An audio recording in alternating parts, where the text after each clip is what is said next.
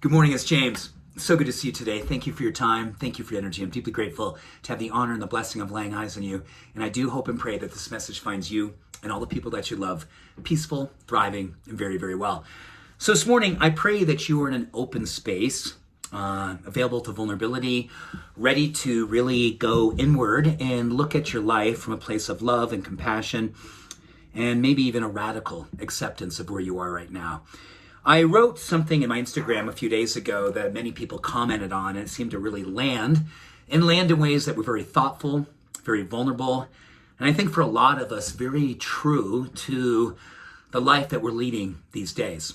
A spiritual life that is fully connected to our humanness and all the different iterations we've had over our lifetime. The thing that I wrote was, much of our sadness comes from the insidious reflex to act the role of someone we no longer are. To act the role of someone we no longer are. That reflex that comes up, I think we've all had more than our fair share of experiences, right? Where you're going, oh my gosh, I can't believe I just did that. I can't believe I just said that. Or I can't believe I continually still think that way. I thought I was over that. I thought I had evolved beyond that. And then you realize more and more that those experiences can be somewhat sobering, like, wow, that was not a thing I would love to have done. That is something I thought I would kind of healed. It was something I was over, that I've moved beyond. And then there's an opportunity, I think, for us to look at that experience and say, wow, I'm really glad I have the objectivity. I have the willingness to look at this and say, yeah, that was something I used to do. And that something still happens now and then. But now I have the recognition of it. I'm not necessarily moving from it, I'm moving through it. That's a key distinction. I think so many people in the spiritual ways that we lead our life, we continually see opportunities to say, wow, I've come so far. Or, I'm not as far as I think I would have been. I would have liked to have been further down the road.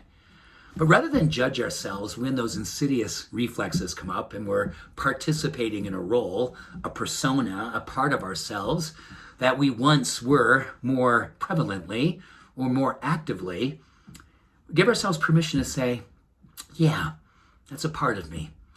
But that part of me doesn't play the role it used to. It doesn't play the major role that it used to. It's a smaller role. It's a minor role. And I think in that minor role, we get a chance to really expand upon the part of us that says, wow, I'm learning, I'm growing, I'm evolving.